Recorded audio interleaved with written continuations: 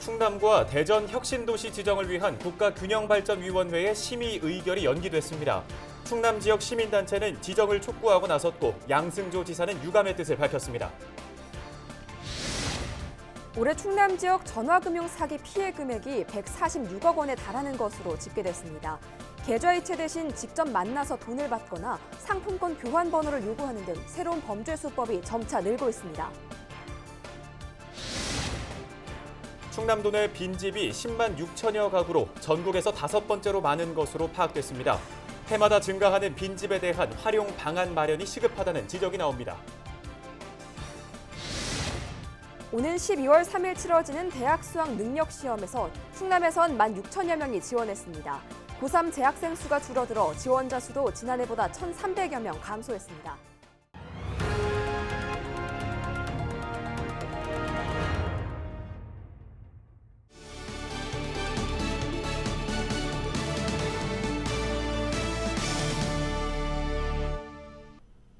시청자 여러분 안녕하십니까? 헬로티비 뉴스 충남 시작합니다. 충남과 대전 혁신도시 지정을 위한 국가균형발전위원회의 심의 의결이 연기됐습니다. 자세한 내용 보도국 취재기자 전화 연결해 알아보겠습니다. 네, 한범호 기자, 국가균형발전위원회 본회의가 연기됐다고요? 네, 그렇습니다. 국가균형발전위원회는 혁신도시 지정 안건을 상정해 심의 의결하는 기구입니다. 혁신도시로 가는 사실상 마지막 관문이라고 볼 수 있는데요.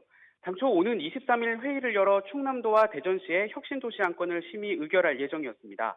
하지만 최근 이 회의를 추석 이후로 연기했습니다. 회의를 언제 다시 열지도 정해지지 않은 상황인데요. 회의가 연기된 이유에 대해선 정확히 알려지지 않고 있습니다. 지역사회 안팎에선 정치적인 결정이 아니냐는 이야기가 나오고 있습니다. 추석을 앞두고 다른 지역의 반발 여론을 고려한 것이라는 분석입니다. 네, 혁신도시 지정에 사활을 걸고 있는 충남의 입장에서는 허탈감이 상당할 듯한데요. 지역사회 반응은 어떤가요? 충청권 공대이 등 시민단체는 성명을 내 조속한 심의 의결을 촉구했습니다. 이들은 특별법 개정안이 시행된 지 2달이 지났는데도 심의조차 하지 않는 것은 책임과 의무를 다하지 않는 것이라며 비판했는데요. 또 정부가 2단계 공공기관 지방 이전에 대한 구체적인 로드맵을 제시하지 못한 채 미온적인 태도를 보이고 있다며 이른바 2기 혁신도시를 빨리 추진해야 한다고 목소리를 높였습니다.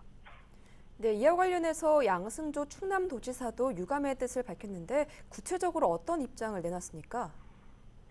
양 지사는 21일 열린 기자회견에서 관련 질문을 받자 가장 먼저 충남도민과 대전 시민에게 실망감을 안겨줘 유감이라고 말했습니다. 그러면서 다음 달 중에는 심의가 이뤄질 것으로 예상했는데요. 내부적인 문제로 인한 연기일 뿐 혁신도시 백지화 차원은 절대 아닐 것이라고 강조했습니다. 또 청와대와 정부도 충남 혁신도시 지정에 이의가 없는 것으로 충남도는 판단하고 있다고 덧붙였습니다. 양 지사의 말을 직접 들어보겠습니다. 다만 추석 명절을 앞두고 혁신도시 지정을 명절 전에 했을 때 공공기관 이전 문제가 격화되지 않겠냐 그런 판단이 있을 거라는 짐작을 하고 있습니다.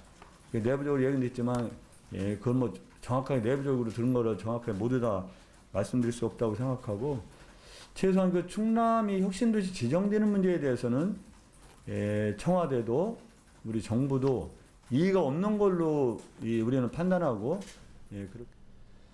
네, 지역의 최대 현안이라고 할 수 있는 혁신도시 문제 계속해서 취재를 통해 소식 전해주시죠. 지금까지 보도국 한범호 기자였습니다. 다음 소식입니다. 정부의 코로나19 확산 방지 정책에 발맞춰 충남 지역도 사회적 거리두기 2단계 조치가 오는 27일까지 일주일 연장됐습니다. 이에 따라 실내에서는 50인 이상, 실외에서는 100인 이상 모임이 금지되고요. 방문 판매와 소모임 종교 활동 전면 금지 조치도 유지됩니다. 다중 밀집 장소에서 마스크를 의무적으로 착용해야 하고 집단 감염 고위험 시설 9종과 다중 이용 시설 18종은 집합이 제한됩니다. 또 전세버스 탑승자 명부 작성을 의무화한 조치도 연장됐습니다. 충남과 대전, 세종 지역 중소기업 10곳 중 6곳은 올 추석 명절 상여금을 주지 못하거나 지급을 고민하는 것으로 나타났습니다. 중소기업 중앙회 대전 세종 충남본부가 71개 중소기업을 대상으로 설문한 결과 전체 업체 중 42.3%만이 추석 상여금 지급 계획을 갖고 있다고 답했습니다. 상여금을 주지 않는 업체는 36%, 아직 결정하지 못한 업체는 21%로 나타났습니다. 또 자금 사정 곤란을 호소한 업체는 64.8%로 최근 5년 사이에 가장 높은 수치를 기록했습니다. 코로나19로 가뜩이나 힘든데 서민들을 노린 보이스피싱 범죄가 기승을 부리고 있습니다. 낮은 이자로 대출을 해주겠다며 속이거나 가족이 납치됐다며 돈을 요구하는 수법인데요. 특히 규제가 강화되면서 계좌이체가 어려워지자 직접 만나서 돈을 받는 사례가 늘었습니다. 정선영 기자입니다. 지난해 3월 예산 시나무채구 앞, 한 여성이 차에서 봉투를 꺼내 남성에게 건네줍니다. 그 순간 망을 보고 있던 형사가 뛰어나가 재빨리 남성을 제압합니다. 더 낮은 이자로 전환해주겠다며 대출금을 요구한 이 남성은 전화금융사기 보이스피싱 혐의로 현장에서 붙잡혔습니다. 최근 천안과 논산에선 가족이 납치됐다며 수천만 원을 요구하는 사례도 있었습니다. 엄마 나야. 왜? 아저씨들 피할 데가 없어 엄마. 뭐라고? 아줌마 내가 원하는 거는 돈이고요. 해지지 않을 테니까 내한테 돈만 좀 해주면 애는 무사하게 풀어줄깁니다. 인터넷에서 현금처럼 사용할 수 있는 기프트 카드나 상품권을 사게 한 뒤 교환 번호를 요구하는 등 신종 피싱 범죄도 기승을 부리고 있습니다. 티몬에서 우리 29장 구매했던 거고, 카카오 선물하기에서 16장 구매했었고, 그 다음에 옥션에서 16장 구매한 거 맞죠? 네. 그래요. 그 지금 우리가 취소 처리 서류를 지금 제출할 거니까는 제출하면 늦어도 20분 안쪽으로 다 전화가 갈 거란 말이에요. 네. 전화 잘 받아주시고. 충남에선 올해 들어 보이스피싱 피해 사례가 853건 발생했습니다. 피해 금액은 146억 원에 달합니다. 코로나19 여파로 생활이 어려워진 서민들을 노리고 저금리 대출을 미끼로 한 대출 사기가 84%로 가장 많았습니다. 특히 지난해까지만 해도 계좌 이체 방식이 대부분이었지만 올해는 직접 만나서 돈을 받아내는 사례가 20배 가까이 급증했습니다. 상품권 교환 번호를 이용한 사기도 같은 기간과 비교해 8배 늘었습니다. 경찰은 이체 한도가 제한되고 대포통장 개설이 어려워지는 등 보이스피싱 예방 제도가 강화되자 새로운 유형의 범죄가 발생한 것으로 보고 있습니다. 전화로 경찰이나 수사기관을 사칭하거나 또는 금융기관을 사칭하면서 돈을 달라는 것은 100% 전화금융 사기입니다. 그런 전화를 받았을 때는 일단 무조건 전화를 끊어 주십시오.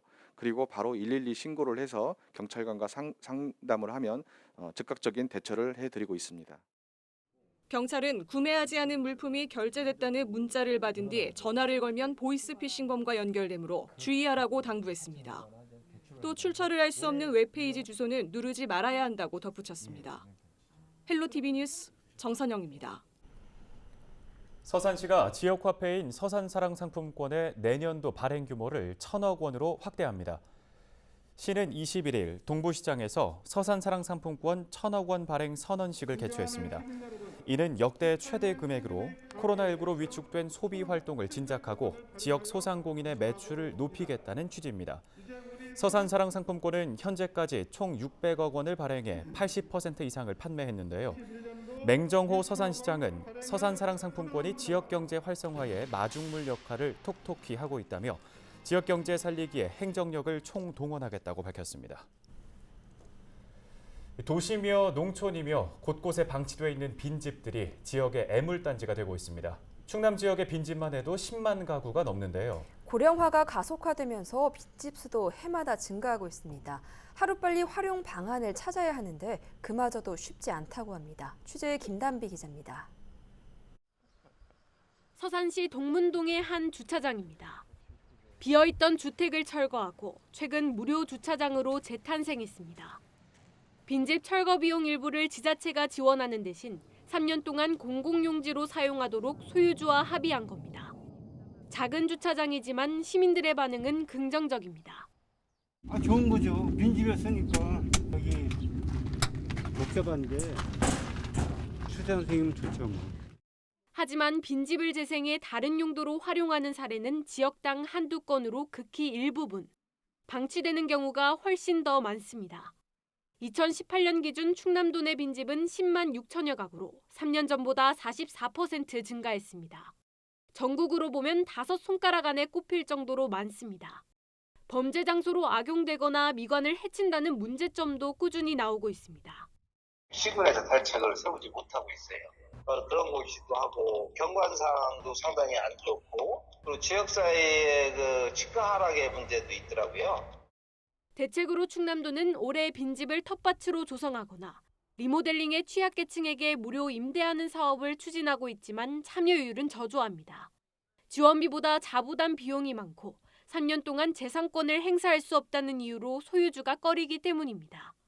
빈집 철거 및 리모델링 지원의 초과 비용은 소유주의 추가 부담에 따른 경제적인 부담으로 실정을 기피하고 있는 실정입니다. 정부의 재정 지원 및 제도 개선을 지속 건의하고 이렇다 보니 일부에서는 외국 사례처럼 빈집 활용 여부 안내 의무화 등 빈집 소유자에게 더 많은 책임을 부과하는 실질적인 대책이 필요하다는 목소리도 나오고 있습니다. 헬로티비 뉴스 김담입니다.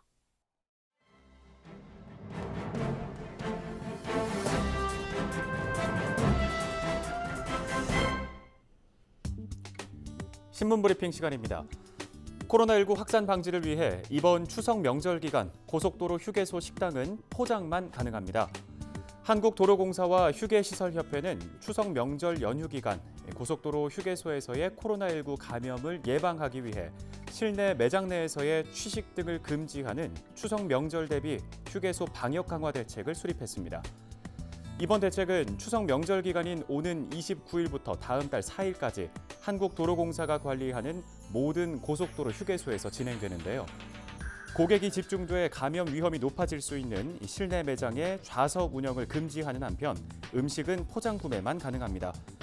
이동 중 휴게소를 방문하는 고객은 사전에 먹거리를 준비하거나 휴게소에서 구입한 먹거리를 차 안으로 가져와서 취식해야 할 것으로 보입니다. 이 밖에도 추석 연휴 이전부터 휴게소의 운영 여건에 따라 입구와 출구를 구분해서 운영하고요. 고객의 밀집도가 높아질 수 있는 실내 매장과 화장실에서는 안내 요원을 배치해 발열 체크 등 출입자 관리와 함께 마스크 착용과 거리 두기 준수를 유도할 계획입니다.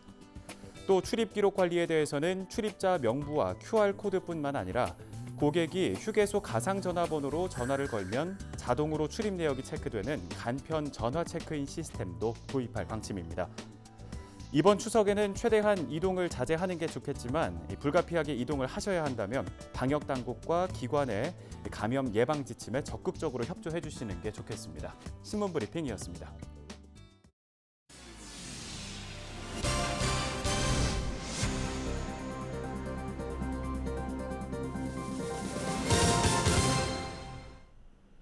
다음 소식입니다. 충남 지역 올해 수능 지원자 수가 지난해보다 감소한 것으로 나타났습니다. 충남교육청이 2021학년도 대학 수학 능력시험 응시 원서를 접수한 결과 지난해보다 1,300여 명이 감소한 16,000여 명이 지원했습니다. 이처럼 응시생이 감소한 주요 원인은 고등학교 3학년 재학생 수가 2,730명 줄었기 때문입니다.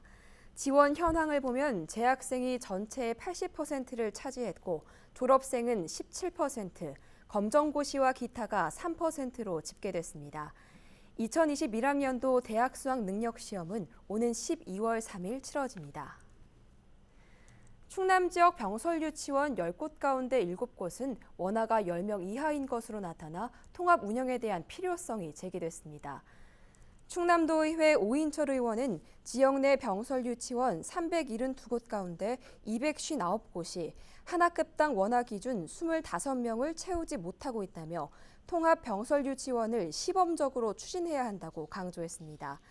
오 의원은 10명 이하 소규모 병설 유치원 3곳을 한데 묶고 연령별 학급을 구성하거나 전용 통학 차량을 지원하면 경쟁력을 높일 수 있다고 설명했습니다.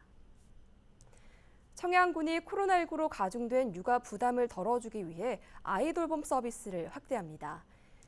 군은 지자체나 교육청의 휴원과 휴고 또는 원격 수업으로 양육 공백이 발생할 경우 특례를 적용해 지원을 강화합니다. 구체적으로 정부가 지원하는 시간 외에 추가로 이용이 가능하고 지원 요금 비율도 확대됩니다.